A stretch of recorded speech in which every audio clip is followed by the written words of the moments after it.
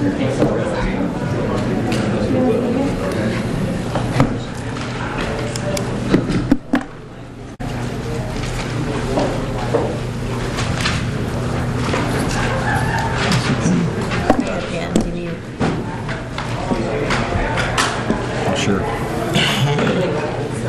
Okay. We'll go ahead and get started. Jack, can you get the door, please? What I'd like to do, to be consistent with at least the meeting note that we did send out, is to start and be sure we clear any questions or comments that occurred from the public session of the Board of Curators meeting. We had set up this session routinely to be sure that we allow the media to have follow-up questions on any items that were discussed in the public session that Curator Haggard and I could discuss. And then, since you're all gathered, there may be some other topics of interest, but we'll cover first what came out of the public session in the last 2 days. With the budget shortfall, if the governor wanting to cut more money, how is this going to affect our regulating university and some of the things like building or just whatever aspect we have to? Well, as we have said now for the last year in working with the governor, we have a very supportive General Assembly and a very supportive relationship with the governor in working through this very complicated budget situation in our state. The agreement that we reached last fall to agree to a 5.2% core budget reduction in exchange for flat tuition allowed us to plan and work with our campuses on dealing with that near $24 million budget cut. We know that the governor still yet has a $300+ million gap to close. We believe, as we are here today, that core budget will be preserved based on that original agreement. The question around impact on capital planning, as you know, there is no recurring capital funding mechanism in our state. We worked over the last couple of years with the General Assembly and the Governor's Office on consideration of a statewide bonding initiative, which hasn't occurred. So we still have in queue, as we covered yesterday, literally hundreds of projects that total, over $3 billion of current and future capital project requirements. We don't have a funding mechanism in order to deal with that. That's why we talked this morning about some alternative ideas we have in the capital project forums that are occurring on each of our campuses. So we don't have a plan, although we stepped up. The Board of Curators approved funding of Ellis Fischel in a special meeting in May, which is bond financing that we will take on based on the revenue streams associated with our hospital. So ongoing capital needs will continue to be a challenge, and I think that is a reality of the current debt financing arrangements that the university has, as well as a reflection on the state's bonding attitude and aptitude right now. Other general questions about our open session, the Board of Curators meeting?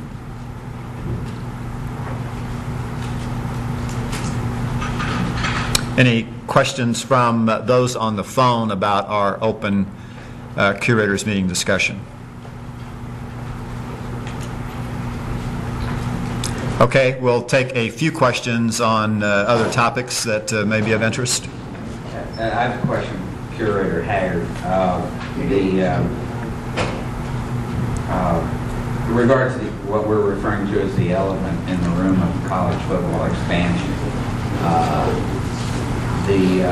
how much discussion and how much more do you know now about that subject than you did, say, 48 hours ago?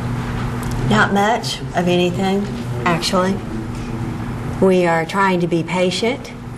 We continue to say we are committed to the Big 12 at this time. And we will certainly inform when we can inform. Follow up to that. Have you actually been briefed by Chancellor Deaton or anything in depth on that, or is that what the next session concerns?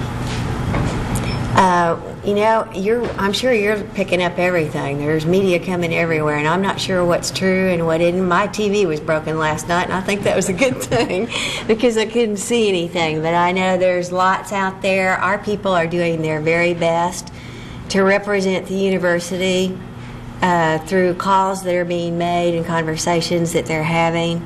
And that's about all I can tell you at this time. We're working as hard as we can to support the university and be in the best place we can be. Thank you. Garrett, follow up to that and basically address anything I asked her. But when we're talking about calls are being made, as she said, is Missouri reaching out to other conference offices directly, or are you working through the Big 12? You know, Mike, on the question of, I guess, preparedness and our action, I can't imagine being any better prepared or being more action-oriented than the University of Missouri has been. We have stayed on top of these national developments and discussion about conference realignment since it surfaced last year.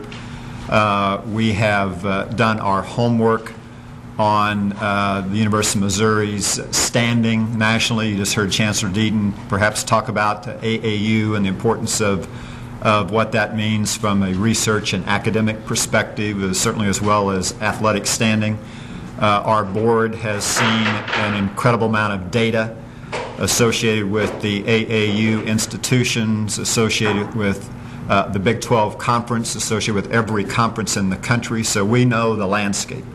And as I said yesterday very directly, the University of Missouri is very well positioned in that landscape, and we have been very well positioned for 104 years as a member of now the Big 12 Conference. And our interest as we sit here this morning is to be sure that we continue to reinforce that role in the Big 12 Conference and watch these events as they unfold, and certainly respond, anticipate, and be prepared as those events unfold. The only data point that we have right now is the University of Colorado's announcement yesterday afternoon, and we are certainly working with our colleagues in the Big 12 as we speak to understand the implications of that. If there were other shoes to drop, which has been certainly speculated, then obviously that would be part of that discussion as well. But rest assured, the University of Missouri has been on top of this discussion, has prepared ourselves and prepared our Board of Curators with knowledge and information that will allow us to continue to be sure we reinforce our role in Big 12, but also be prepared as the University of Missouri to take steps necessary to be sure we do what's in our interest over time. Gary, hang on, time. Gary, Mike. The lack of information that about Missouri's role or something like that is leaving the impression that the University of Missouri, once being considered a player, is now being left behind. What's your response to that? Well, I would say, Mike, it's a 9-inning game. And whether we're in the bottom of the first inning or the bottom of the ninth, I mean, the speculation has been running away from everyone, including all of you in this room, for the last 7 months. So the fact that we have obligations to our Big 12 conference first and foremost, we have contractual agreements with our Big 12 conference first and foremost. You shouldn't be surprised that the lack of information, whether it's from the University of Missouri or any other institution, has to be protected based on contractual agreements with the Big 12 or with others. So the lack of information, the lack of what I know you would desire as hard facts really shouldn't be a surprise at the end of the day. Every institution around the country has to protect their information and protect those contractual arrangements that are in place or may have been discussed. So you shouldn't be surprised with the lack of access, the lack of specifics. We're all doing the very best we can to be sure that we inform our supporters, we inform our alumni that we are on top of these issues and will be very well positioned, certainly to continue in the Big 12 and take steps necessary if there's changes that we need to react to. Is there any sort of deadline from anybody, from you internally or externally? Well, from yesterday's announcement by Colorado, that will cause discussions to have to take place in the Big 12. So that is as far as I will go today about any other next steps or any other discussion. That is the hard data point that we have, and we, I think, worked that over pretty well yesterday, and that will cause the Big 12, whether it's this weekend or next week, to consider what are the implications of Colorado's departure There are contractual terms associated with that will have to be understood.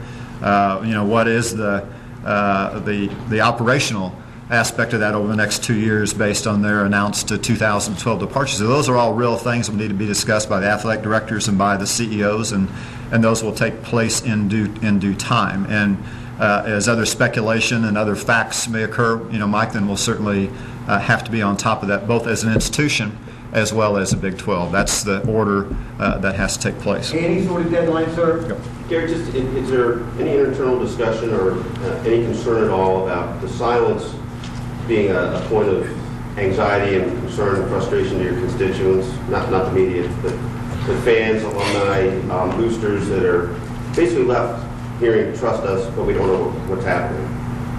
Well, as I said yesterday, this process started in December, and the speculation about conference realignment then took on a life of its own. And to some degree, the information that has been shared nationally by national media, local media, has done part of our job for us. It's certainly communicated, the landscape that might happen, and for there to be some other discussion with alumni that would be broader than that or more specific than that. Unfortunately, just not time for that to occur, and I think that's the reality that we're in. Except to continue to reinforce our history and our role, and I think a very good record that we have at this institution of transparency and professionalism and how we approach these things with all due respect for those that we work with in Big 12. I think we have a great track record of that, and that's been our intent all along to reinforce that along the way. So I understand the frustration of, as a fan or as an alumni, a lawyer, supporter, wouldn't that constituent like to have more facts? And I think at this point in time, there is the issue of those facts will be made available as soon as there are facts that we can talk about. What's Missouri's plan if there is no Big 12? I'm not going to speculate, and we've been very clear for the last few weeks that to continue to feed that speculation, we're just not going to do that. And you'll have to again recognize that approach and be respectful of that approach. There's a sense, especially talking to the gentlemen in the South, the ladies in the South, Big 12 South, that Missouri precipitated this. That by publicly expression, by the governor's comments, by people over here, fans, and people talking about a possible move to the Big Ten, that's what caused this to happen to the Big 12. It might not have happened. Is that an accurate portrayal in your mind? The match was the Big Ten talking about expansion. What's happened since that period of time, if you go back and look at comments made by us or anybody else, we were only doing what you would expect any institution, whether you're sitting here or Lawrence, Kansas, or Waco, Texas. You don't know how the landscape may shift over time, and it may be a 5-year journey, or it could be, Colorado's move could be the last move. So for us to simply say that we're going to do what's in the interest of the University of Missouri, which we've done for 104 years, which to be aligned with a group of institutions, and to continue to reinforce that and to continue to work with the Big 12 on opportunities that Big 12 may have for media opportunities, for expansion opportunities, if that was in the interest. That was the expression that we were making versus simply saying, a conference had made a declaration that expansion was something that they were going to look at. They've never come out on a factual basis and said, 1, 3, 5, 10 teams. It's been their own speculation, their own internal activity associated with what would conference expansion mean to them. So absent any other set of facts, did we contribute more or less than any other institution in the Big 12 or nationally? No, I think we've all been caught up in now this national discussion that certainly has spread beyond the Big 10, and the Big 12 is certainly in the middle of that. Piggybacking on that comment a little bit, are you worried about that there might be egg on Missouri's face so far? I mean, obviously this room in front of you is probably not what you planned or envisioned. Egg on Missouri's face from what perspective? Well, that Missouri has started the hillside on fire, that Missouri is to blame in this instance, that Missouri has mismanaged things along the way. I mean, there's a lot of reports there. I don't think that would be accurate at all. And again, if you go back and trace chapter and verse, that would be very inaccurate to make that kind of insinuation. Is your relationship with the existing Big 12 schools, and I know you've talked to so many of the presidents and athletics directors over the last couple of weeks, as they said they've reached out to you. Is the relationship strong? Is it still positive? Is it strained?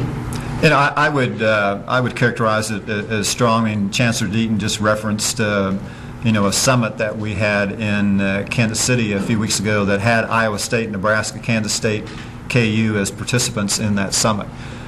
We have relationships at multiple levels between the athletics director and his colleagues, as well as Chancellor Deaton and the CEOs, chancellors of the other flagship institutions in the Big 12. So, the speculation certainly was a key topic of discussion.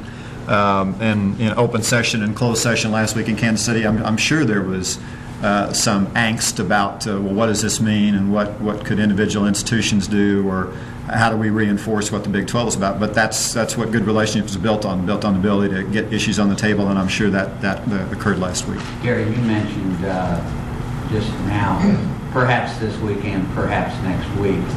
I just want to be clear. Is there an anticipated physical gathering of Big 12 people that you're aware of on as early as this weekend, or are you talking about just continuing talking to people, maybe on the phone?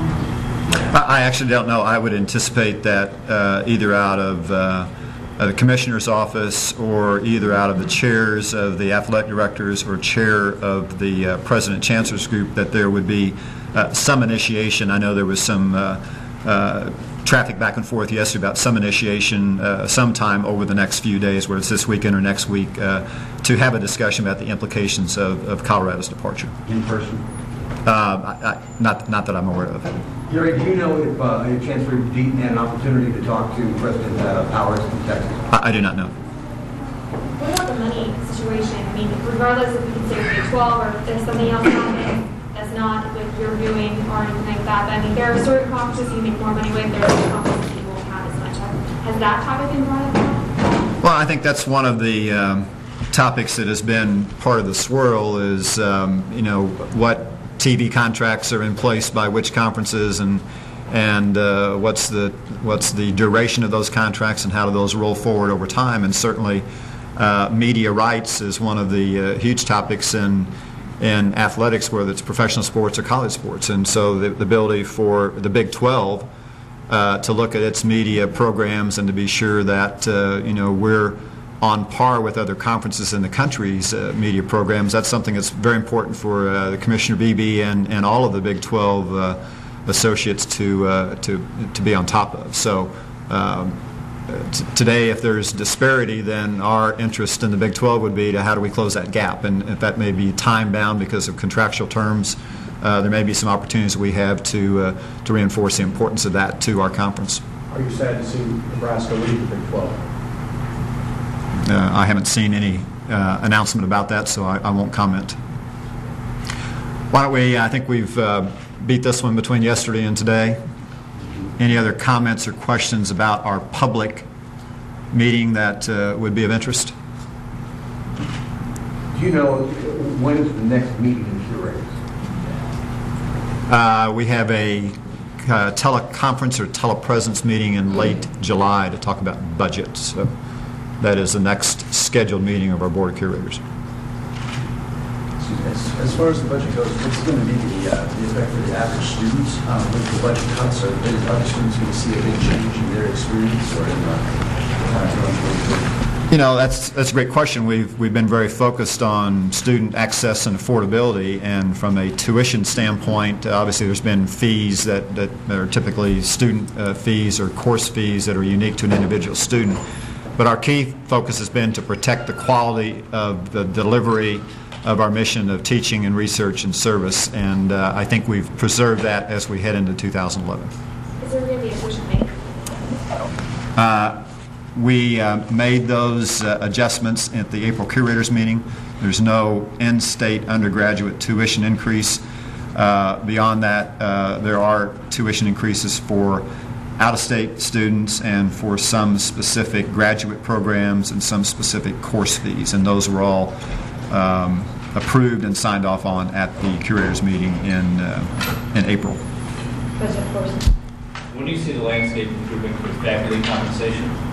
Well, as I said in the session, that is one of our highest, if not the highest, strategic priority as we roll the clock and the calendar around to 2012 budget planning.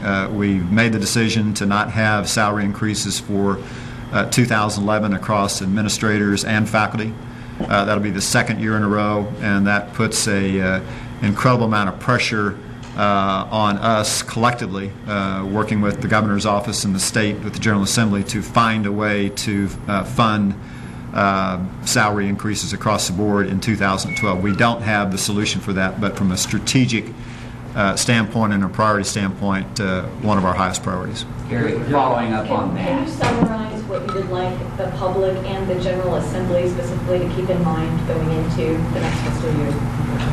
Well, it kind of starts with students and faculty and the research that we do. We have added almost 16,000 students in the past 8 years. Our absolute level of funding from a state support is not back to 2001 funding levels. We have been able to maintain, with the hard work of our chancellors and our 4 campuses, being able to maintain quality. Tuition has gone up dramatically during that period of time, and we've, I think, erred on the side in the past 2 years of protecting accessibility and affordability. But our ability to continue to execute and deliver a high-quality mission as we look into the future, we want to be sure that we're in step with the General Assembly's understanding of our mission. So to be sure that they understand the importance of the research that we do, the importance of our ability to attract faculty as a result of being competitive on salaries and competitive on a place and a destination for students and faculty to be. We want to be sure that there is a depth of understanding of that, particularly as a significant turnover in the General Assembly occurs this year. We've got a big education opportunity, and we're going to take advantage of that to bring them on board and be sure there's a depth of knowledge about the uniqueness of our 4 campuses and the research role that they play in the state. Follow up on that.